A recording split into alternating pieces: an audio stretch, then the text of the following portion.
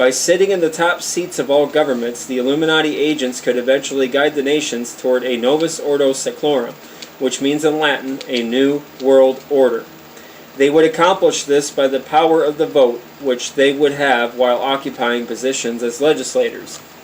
However, before the people of the world would accept the Luciferian government which Weishaupt, an apostle of Lucifer, hoped to eventually achieve, there would have to be a culture change within the societies of the people first, along with a spirit of unrest and riots in the air.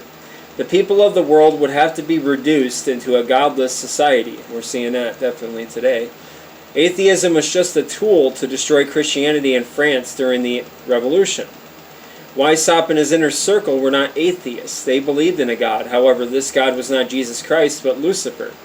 Communism is just an anti-Christian atheistic force to destroy Christianity and all world governments by modern-day Luciferians who actually control world commerce. Saith the Lord, quote, "For all nations have drunk of the wine of her fornication, and the kings of the earth have committed fornication with her, and the merchants of the earth are waxed rich through the abundance of her delicacies. How much she hath glorified herself and lived deliciously, so much torment and sorrow give her. For she saith in her heart, I sit a queen and am no widow, and shall see no sorrow. Therefore shall her plagues come in one day, death and mourning and famine, and she shall be utterly burned with fire. For strong is the Lord God who judgeth her, and the merchants of the earth shall weep and mourn over her, for no man buyeth their merchandise any more." Unquote. Revelation chapter 18, verses 3, 7, and 11. And I wanted to stop there for a second. Like I said, this is their view. This does not necessarily represent my view. Or, you don't have to take the view either. I'm not pushing this. But, I believe, through my understanding of the research in the Bible and the New Testament, that much of the stuff concerning the end times had to do with what happened to Israel at the destruction of Jerusalem in AD 70. And I did some videos on my old Alan Bradwell channel. You can go check them out if you want. I read the whole Matthew 24, Mark 13, Luke 21. I showed some of that stuff. Now that's my view, and not saying it's necessarily the right one, but it seems to make sense from what I understand. So, but that doesn't mean that I can't be open-minded either. Okay. Continuing. For the benefit of any skeptic or reader who has been brainwashed into believing that this Luciferian, Illuminati, communist, socialistic conspiracy does not exist today, let us look into a warning from Winston Churchill that he wrote February 8, 1920 in the Illustrated Sunday Herald.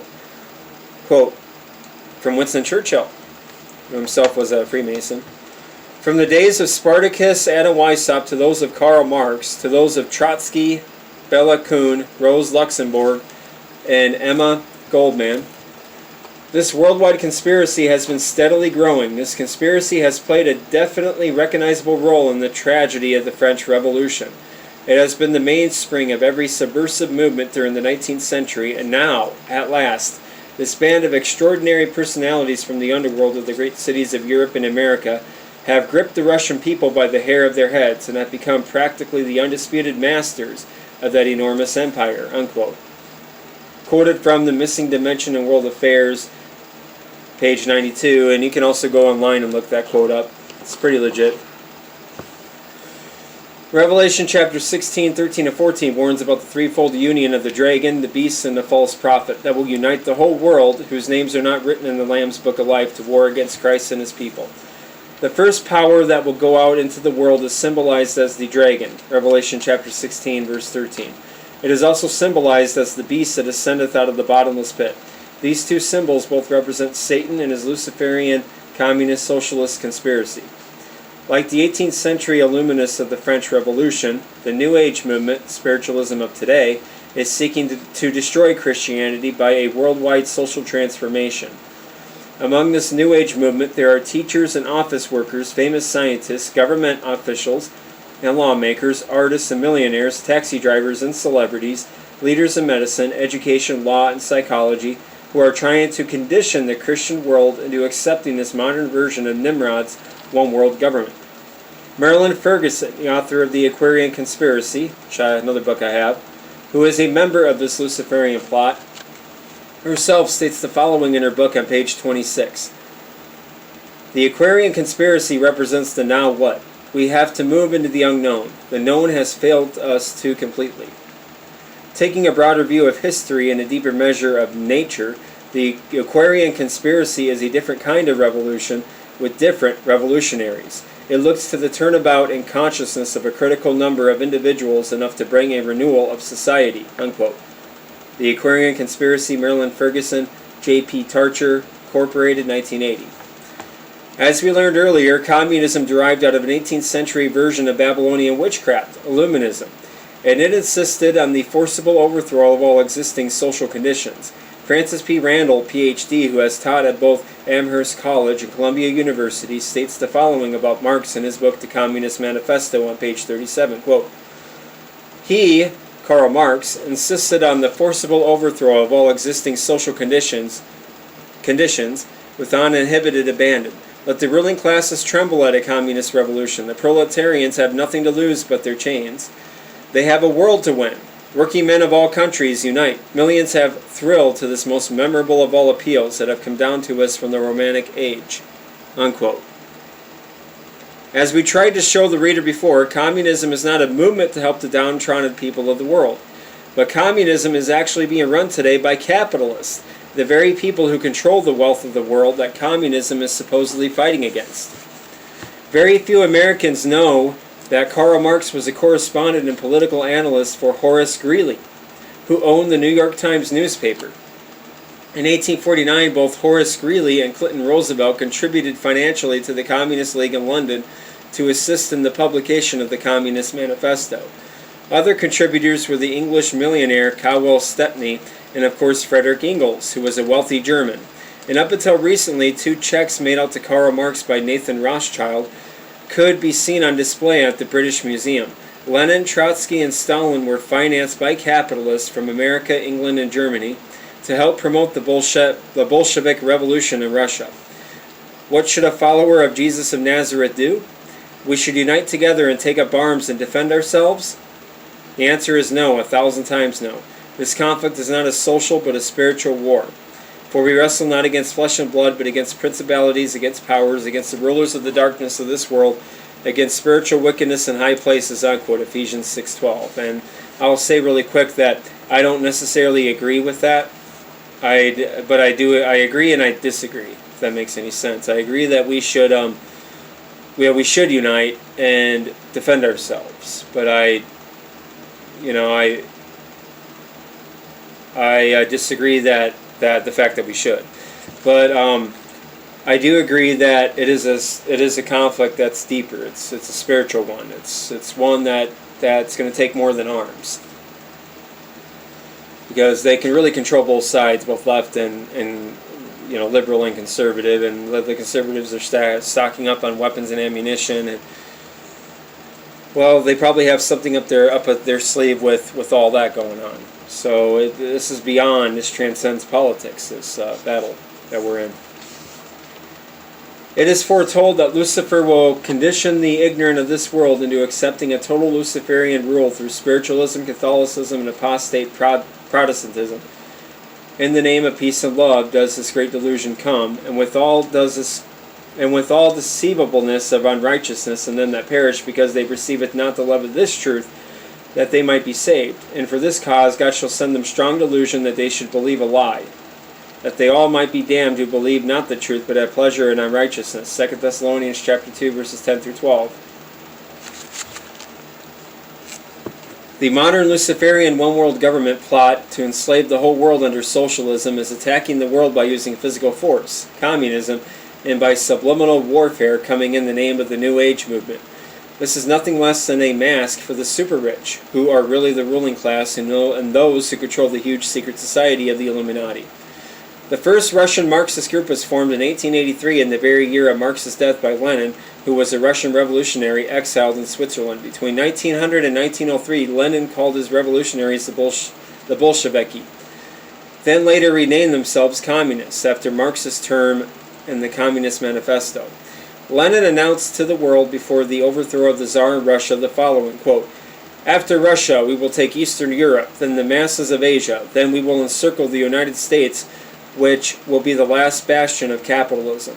We will not have to attack. It will fall like an overripe fruit into our hands, unquote.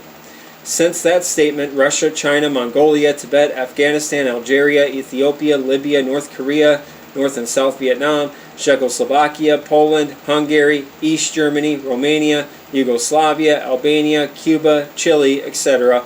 are under communist rule. And now Central America and Mexico are threatened with communist guerrillas. Some of this is outdated information. This is an older book.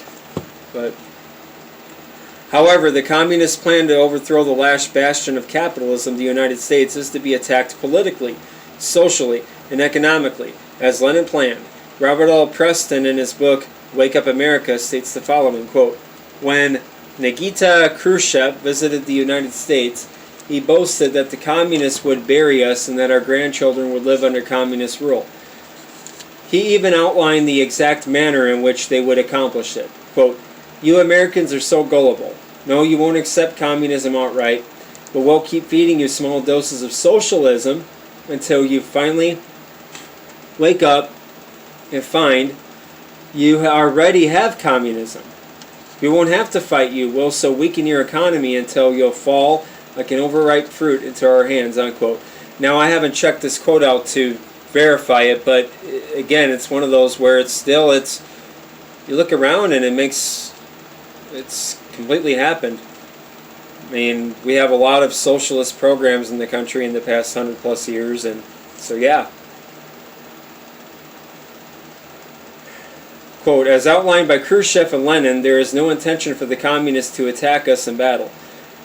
They expect us to fall into their hand like overripe fruit. They intend to bring this about by weakening our economic structure until we are financially insolvent, and by giving us more and more socialism until we are too weak to resist the final thrusts into complete communist rule. As we revive the socialistic and economic picture in this nation today, we are forced to admit that they have once again proceeded exactly as planned," unquote. That was from Wake Up America, Hawks Publishing Incorporated, and the address, Salt Lake City, Utah. Preston goes on to quote in his book on page 18 the second point Khrushchev made that was to cause the overthrow of the United States. Quote, "The best way to destroy the capitalist system is to debauch the currency. By a continuing process of inflation, governments can confiscate secretly and unobserved as an important part of the wealth of their citizens."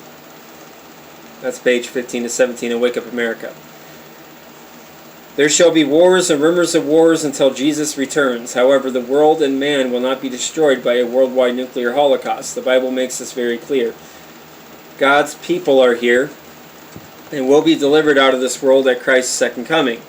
1 Thessalonians chapter 4:16. It will be Jesus who will lay this world in complete ruins, not the communists. The threat of a worldwide nuclear war is nothing less than another communist plot to frighten the inhabitants of the world into believing that a one-world government is the only solution for world peace." Much like this threat of this, virus. Won't say too much because it's hate speech today and racism, blah blah blah blah blah. But yep, because they're already talking about that, the Great Reset and all that. The reader must understand that communism is not being run from Moscow, but by those who control the monetary systems of the world in London, Paris, and New York. Do you really believe they would blow up each other? As stated before, when Adam Weishaupt and the House of Rothschild formed their new order for the ages, or the Illuminati, they infiltrated the high levels of the nations in Europe through Freemasonry. Through this, they hoped to be able to fill the top positions in the old world governments so they could legislate bills that would connect the countries according to their plans. Using social issues, social justice, right, and humanitarian causes, the Illuminati of today have in their ranks untold millions promoting this same Luciferic scheme, and many in it are completely unawares. Millions upon millions of sincere people think they are doing the world a great service by joining this international Luciferian movement that's coming under a name today called the New Age Movement. Constance Cumby, a Christian lawyer, got wind of this movement and spent painstaking months gathering New Age books and magazines so she could expose it for what it really is. She states in her book, The Hidden Dangers of the Rainbow, the New Age Movement and Our Coming Age of Barbarism, that the New Age Movement uses secret code names and symbols today as we showed you earlier. One of the most important symbols in this modern-day Luciferian conspiracy is, however, the rainbow, also called the Antakarana. Antakarama. Yeah. That's spelled Antahkarama. Alice Bailey talked about that in her Lucis Trust books. It is used in the occult as a hypnotic divide. This modern version of the Illuminati calls the rainbow the international sign of peace. But to the higher orders of this movement, it represents a symbolic language that they are building a rainbow bridge between the personality, man, and the oversoul, or the great universal mind. This great universal mind is Sanat Kumara, or Lucifer. New Agers display this rainbow symbol on their cars and businesses. Isn't it interesting? The LGBTQ plus, whatever it is, also has the rainbow. After carefully investigating the publishing houses and organizations that are today promoting this modern-day version of Adam Weishaupt's World Revolution, attorney Constance Cumby has compiled documented proof that the New Age movement has now a network of more than 10,000 different organizations they are working through just in the United States and Canada. The modern-day Luciferian conspiracy to overthrow Christianity and all other religions that will not worship Lucifer is today called the Plan. It was Adam Weishaupt in the 18th century who first wrote out this plan for a one-world Luciferian government. Then 70 years later it was updated by Karl Marx in the 19th century. However, it was Alice Bailey whom Lucifer used to speak to the 20th century man. Alice Bailey died in 1949, leaving behind a step-by-step plan to destroy Christianity and all other religions and governments who will not adhere to this New Age movement. Attorney Constance Cumby points out in her book, The Hidden Dangers of the Rainbow, how Alice Bailey, in the externalization of the hierarchy, told New Agers to feel free to use weapons on religious groups who interfere in the political process of their movement. The New Age movement plans to eliminate several billions of people from the Earth's population.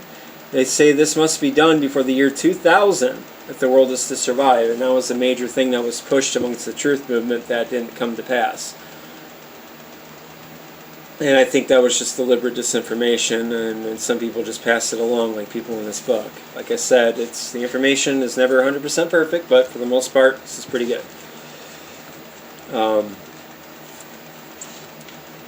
The weapons that they plan to use are nuclear bombs, gained through the promotion of a nuclear freeze and disarmament. The countries of the world are to be pressured into giving up these nuclear weapons, and they are to be placed into the hands of the United Nations, so they can police the world. On page 548 of her book, Alice Bailey is quoted as follows: "As a means in the hands of the United Nations to force the outer forms of peace, and thus give time for teaching on peace and on the growth of goodwill to take effect, the atomic bomb does not belong to the three nations who perfected it and who own the secrets at present, the United States of America, Great Britain, and Canada. It belongs to the United Nations for use, or rather, let us hope, simply for threatened use, when aggressive action on the part of any nation rears its ugly head." The externalization of the hierarchy, Bailey. The most dangerous threat for freedom and Christianity from these modern Luciferians is coming today under the guise of world peace. To take control of the world, these conspirators had to get control of the world monetary systems through a central bank, which we shall discover they have already achieved. Now they are working night and day to condition the world governments into handing over the weapons to them and place them in the very hands of those who want this one-world Luciferian government coming in the name of nuclear freeze for peace or nuclear disarmament. It has been their greatest task to get their hands on these nuclear weapons. Alice Bailey, whom these modern Luciferians follow to the letter, states the following in her book, The Externalization of the Hierarchy, quote, "In the preparatory period for the New World Order, there will be a steady and regulated disarmament. It will not be optional. No nation will be permitted to produce and organize any equipment for destructive purposes or to infringe the security of any nation. One of the first tasks of any future peace conference will be to regulate this matter and gradually see to the disarming of the nations." Unquote. This 20th century Luciferian prophetess told her disciples that the nations of the 20th century will eventually hand over their nuclear weapons to the United Nations. This is their ultimate plan, because as the reader continues to follow the history of this one-world Luciferian government conspiracy, we will show with documented evidence that the United Nations is the headquarters for the New Age movement, Illuminati. And I'll stop there.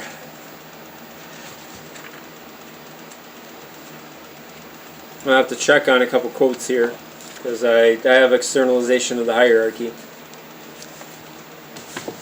But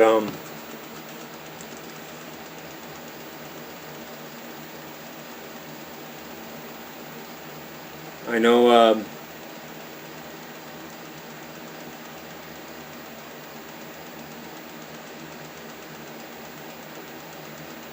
Ted Gunderson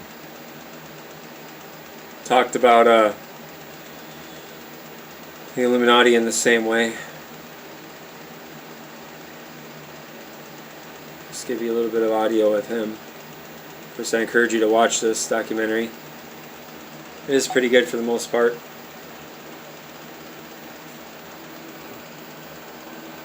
2 years ago, by my research, I'm convinced it's much more serious than that. It's more than a hallucinated network. It is a conspiracy.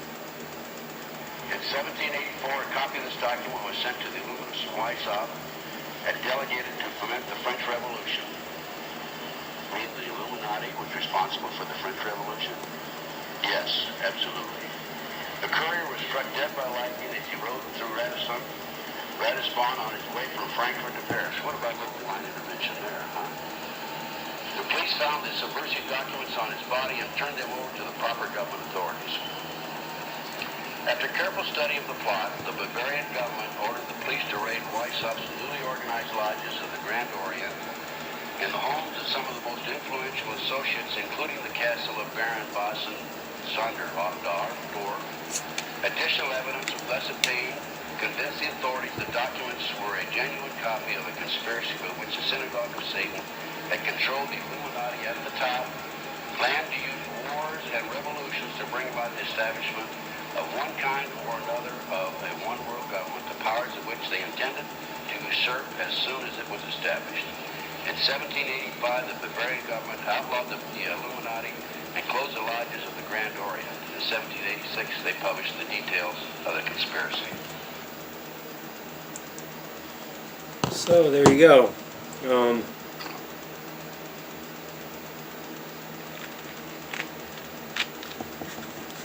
I finished this book. I don't know what you guys might think of the alien thing. I know I've talked about it. I made a couple videos on it. We know that they're psyoping the crap out of us in the media lately with the UFO stuff, but I don't know. It is interesting when you do see like the old hieroglyphics like in Egypt and stuff, and it looks like there's this one picture or whatever where it looks like Apache helicopters and some of these hieroglyphics. But there's a lot of good info in this book again. It's like the others, you got to discern. But he talks about Martin Luther being a Rosicrucian. He talks a lot about the secret societies in this book. So, I mean, it's pretty good. I don't know about the alien thing. It is quite interesting. Yeah, it's New Age. I definitely don't agree with the New Age.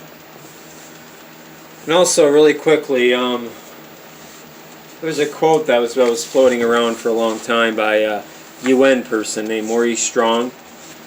And I've been for throwing this quote around for a very long time. It's been throwing around this quote.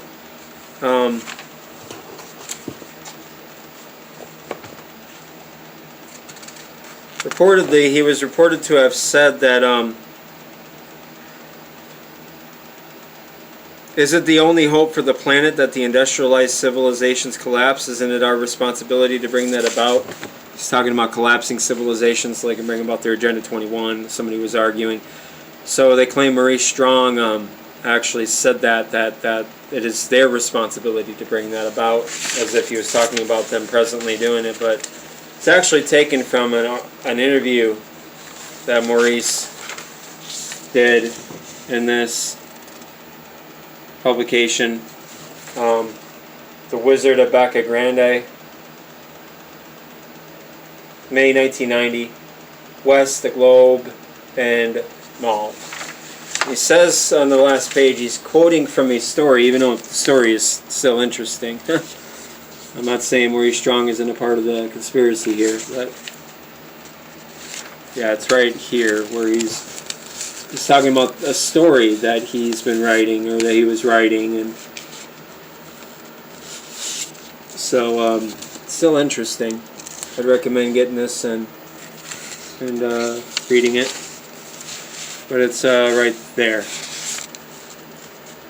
So yeah, he didn't say that as in at a UN conference. That's what the quote is attributed is saying, is that he was at a Agenda 21 summit or something. That's what he said. But no, he said it in this interview here, and he was talking about a story that he was writing. But still, the story that the plot and everything about a secret society creating an economic collapse is interesting enough. So you can go find this and read it, or I just might give some time to read it. But that's it for tonight. Thank you for listening to me and watching my ugly mug. Take care.